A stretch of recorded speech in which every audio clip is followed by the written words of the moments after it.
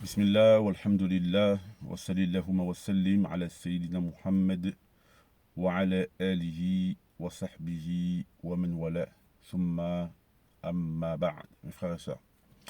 Alors aujourd'hui, je voulais parler d'un sujet qui est important. La dernière fois, dans les commentaires, il y a une sœur qui a posé une question, et une question qui est très intéressante, et dont la réponse, je trouve qu'elle devait être générale. Alors la question c'était comment se prépare-t-on pour la hijra? Alors avant de répondre à la question de comment se prépare-t-on pour la hijra, je vais déjà faire un rappel très rapide sur l'importance de la hijra.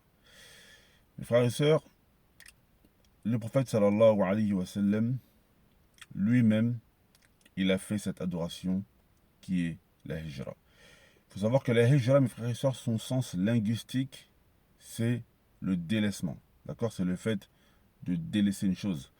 Et c'est pour cela que le prophète sallallahu alayhi wa sallam dit Al-muhajir man hajara ma nahallahu an. Il dit le prophète sallallahu alayhi wa sallam, le délaisseur est celui qui délaisse ce qu'Allah azza wa jal a interdit. Donc la hijra en langue arabe, c'est le délaissement. Mais son sens religieux à la hijra, c'est le fait de délaisser la terre de mécréance pour une terre d'islam. D'accord? Le fait de délaisser la terre de mécréance pour une terre d'islam, comme l'a fait le prophète sallallahu alayhi wa sallam lorsqu'il a délaissé la Mecque, qui était à l'époque une terre de mécréance, pour rejoindre Médine, qui était une terre d'islam. Mais il est également autorisé de délaisser une terre de mécréance où on a du mal à pratiquer sa religion pour une terre de mécréance où l'on peut pratiquer sa religion. Et c'est comme ça que les Sahaba, la première des hijras qu'ils ont faites, c'était vers l'Abyssinie, car en Abyssinie, il y avait là-bas un gouverneur qui s'appelait Al-Najashi, rahimahullah, qui est mort musulman. Et ce gouverneur, il était juste, donc il ne faisait d'injustice à personne et chacun pouvait pratiquer donc sa religion. Et mes frères et sœurs, délaisser la hijra, c'est un grand péché. Car il faut savoir que les grands péchés, ce sont tous les péchés auxquels Allah Azza wa Jal a prévu pour ce péché soit une punition dans ce bas monde, soit un châtiment dans l'au-delà. Par exemple, voler ou faire la fornication, ce sont des péchés auxquels il est réservé une punition que le gouverneur doit appliquer, une sentence que le gouverneur doit appliquer sur la personne qui s'en est rendue coupable dans ce bas monde. Alors, la hijra, Allah Azza wa Jal nous dit, certes ceux que les anges trouveront et prendront leur âme alors qu'ils sont injustes envers eux-mêmes, ils leur diront, dans quoi étiez-vous? Quelle était vos situations? Les gens répondront, nous étions faibles sur cette terre. Donc ils leur diront, la terre d'Allah n'était-elle pas assez vaste afin que vous y émigrez? Puis Allah Azza wa Jal nous dit, donc certes eux, ils auront le châtiment de l'enfer et quel mauvais refuge. Donc ça nous montre, mes frères et sœurs, que délaisser la hijra, délaisser l'émigration, c'est un grand péché, d'accord? Donc c'est pour ça que le musulman se doit de s'en écarter. Bien sûr, il y a des personnes qui ne peuvent pas la faire, les personnes qui n'ont pas d'argent, les personnes qui sont malades, etc. Eux, ils ne rentrent pas dans cette mise en garde, car Allah Azza wa Jalla nous dit, sauf les faibles. Donc mes frères et sœurs, maintenant on va rentrer dans le vif du sujet. Et là, la réponse, on va dire la réponse que je vais donner, ça n'engage que moi bien sûr parce que c'est, on va dire, c'est mon avis et c'est en fait, je vais donner une réponse en fonction de ce que j'ai pu voir au fil des années. Mais il se peut que je me trompe, d'accord? Donc c'est à prendre avec des pincettes. Moi, depuis que j'ai fait la hijra il y a 10 ans, j'ai vu que généralement il y a plusieurs cas. Les cas des gens divergent. Donc on peut pas dire oui, on se prépare de cette manière. Par exemple, il y a des gens, ça c'est une catégorie de personnes, qui ne peuvent pas se préparer. Ils ne peuvent pas se préparer tout simplement parce ils doivent partir dans l'urgence. comme les Sahaba. Les Sahaba, ils étaient maltraités. Ils étaient maltraités, ils subissaient toutes sortes de maltraite. Donc ils n'ont pas pu se préparer pour la hijra. Ils ont fait la hijra, donc à la va-vite, en laissant leurs biens et leur argent. Par exemple, hier, j'ai vu un message qui tournait sur les réseaux sociaux d'une famille qui a besoin que l'on l'aide pour faire la hijra parce que malheureusement, ils sont menacés, on les menace de prendre leurs enfants. Donc eux, ils n'ont pas le temps de se préparer pour la hijra. Quand on te menace de prendre tes enfants, il faut que tu partes et que tu places ta confiance en Allah Azza wa Jal. Donc la première des choses, mes frères et sœurs, donc, c'est qu'il y a des gens, ils n'ont pas le temps de se préparer. Il y a des gens, quand tu vois que tes enfants ils sont en danger, que toi-même, dans ta religion à toi, tu es en danger, alors dans ce cas-là, tu n'as pas le temps de te préparer pour la hijra. Tu dois partir pour sauver ta religion. On peut mourir sans nos biens. Ça, c'est pas un mal, comme vous savez le hadith. On ne va pas rentrer dans nos tombes avec nos biens. Mais le plus important, la chose que l'on se doit de préserver, mes frères et sœurs, c'est notre religion. Donc moi, le premier des conseils que je vais donner à ces personnes qui doivent partir à la va-vite, c'est la première des choses, beaucoup d'invocations. Allah Azza wa Jalla nous dit Ud'ouni astajib lakum. Invoquez-moi et je vous répondrai. La deuxième des choses, c'est beaucoup de tawakkul ala Allah Azza wa Jalla. C'est énormément de confiance en Allah tabaraka wa ta'ala. Allah Azza wa Jalla, il nous dit, et c'est en Allah que les confiants placent notre confiance. Et le prophète sallallahu alayhi wa sallam nous dit, si vous placez vos confiances en Allah comme il se doit, il va vous pourvoir en subsistance comme il le fait avec l'oiseau. Il part le matin le ventre vide et il revient le ventre plein, c'est-à-dire que Allah Azza wa Jal l'a pourvu en subsistance. Pourquoi? Parce que même l'oiseau passe sa confiance en Allah. Donc mes frères et sœurs, ces personnes-là qui sont dans ces cas, ils se doivent de placer leur confiance en Allah Azza wa Jal et de partir le plus vite possible. Et Allah Azza wa Jal va les aider. Ça, c'est une catégorie de personnes. Ensuite, donc, il y a en général dans la hijra, moi de ce que j'ai vu, c'est qu'il y a soit une personne qui part avec de l'argent, d'accord, pour réussir sa hijra en général, c'est ça. Après le fait d'avoir placé sa confiance en Allah, après le fait d'avoir invoqué Allah Azza wa Jal, il y a déjà, mes frères et sœurs, le fait d'avoir de l'argent. Car, comme je l'ai dit précédemment, la personne qui n'a pas d'argent, parfois qui n'a pas les moyens, bah, la hijra ne lui est pas obligatoire jusqu'à ce qu'il trouve les moyens pour pouvoir payer son voyage, etc., etc.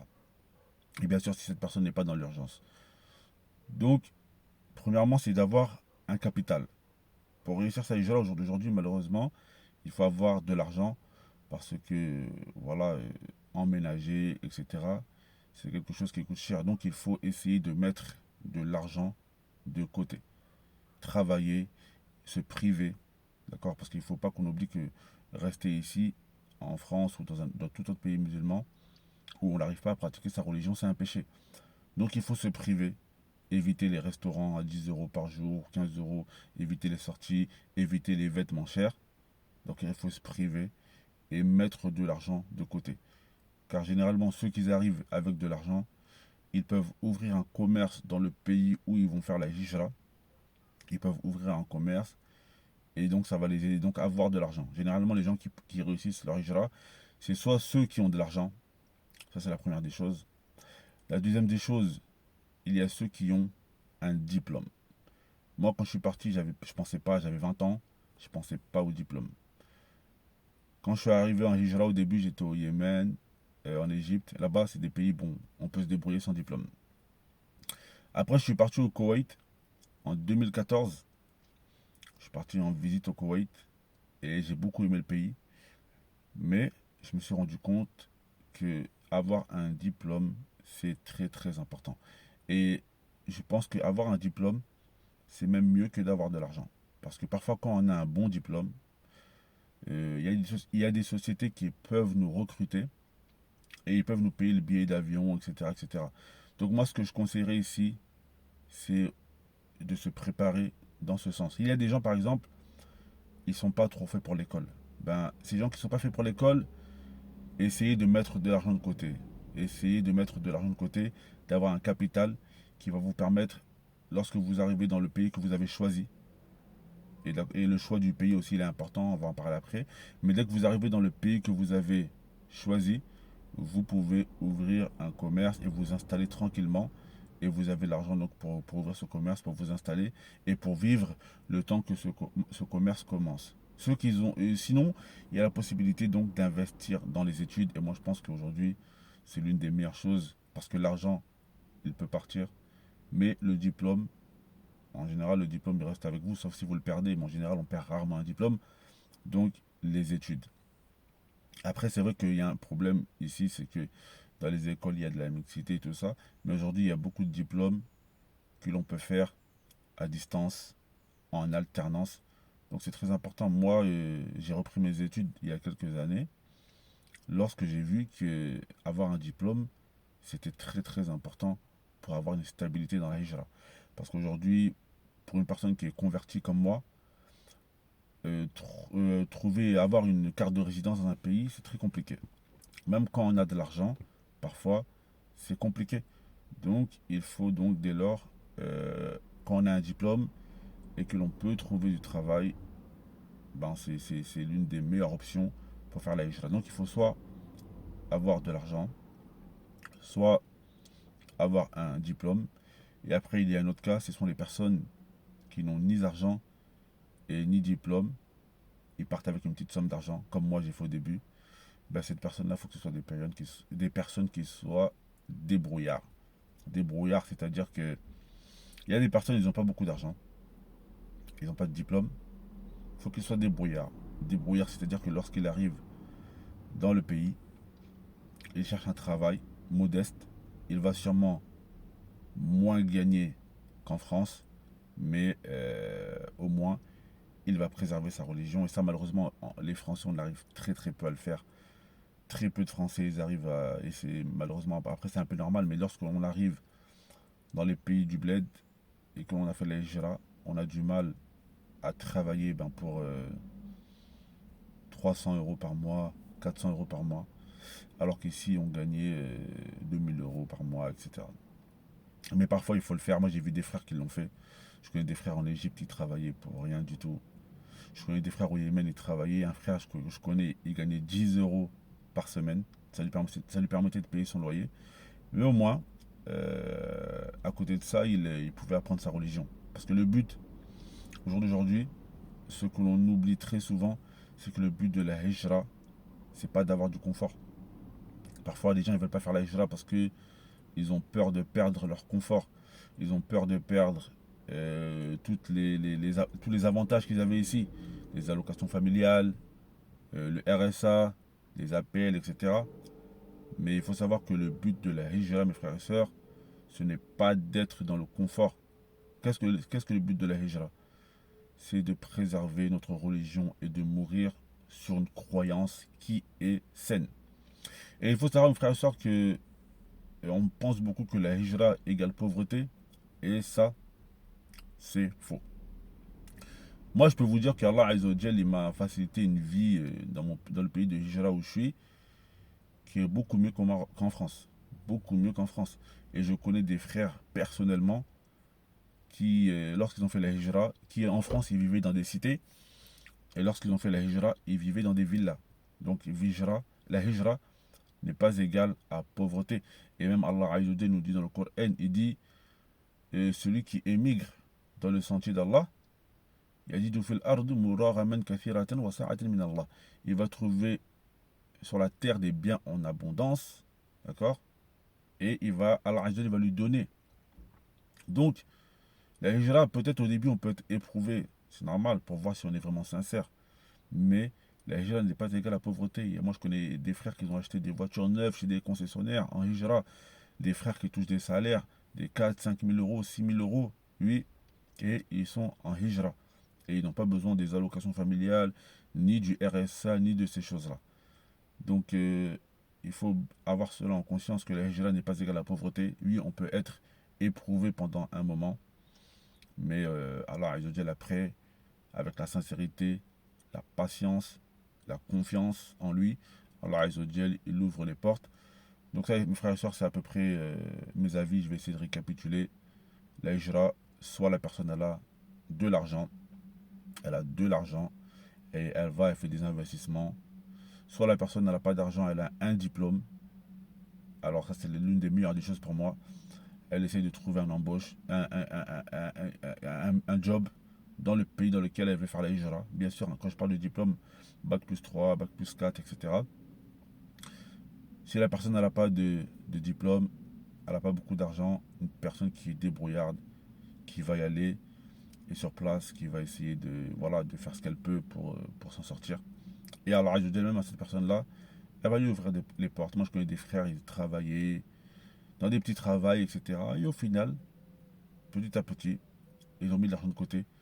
Ils ont ouvert des restaurants, etc. Et maintenant, ils sont bien financièrement et ils ne pensent même pas à revenir en France. Donc voilà, mes frères et sœurs, il faut vraiment enlever de notre tête, malheureusement, parce qu'en France, c'est un pays où on est très assisté. Je parlais avec un frère il y a quelques jours, il me disait, oui, ce mois-ci, il a reçu 4 500 € de l'État, avec les aides de la rentrée, etc., etc.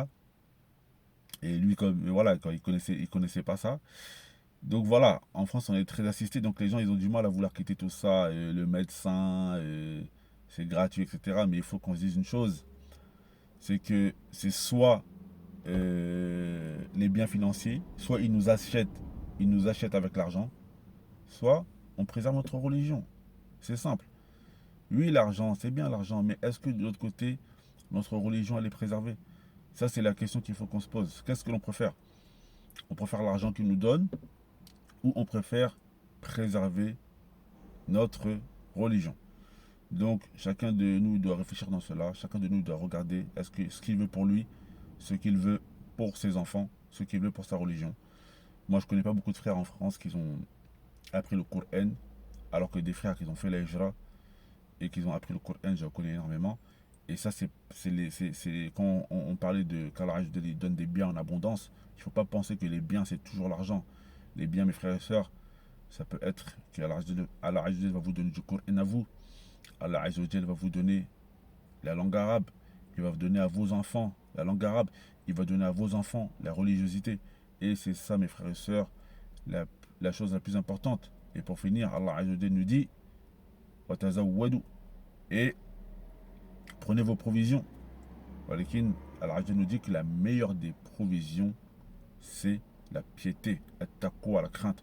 Donc on demande à Allah de nous faciliter. Inna wali zalika wal qadir alayhi walhamdulillahi rabbil alamin.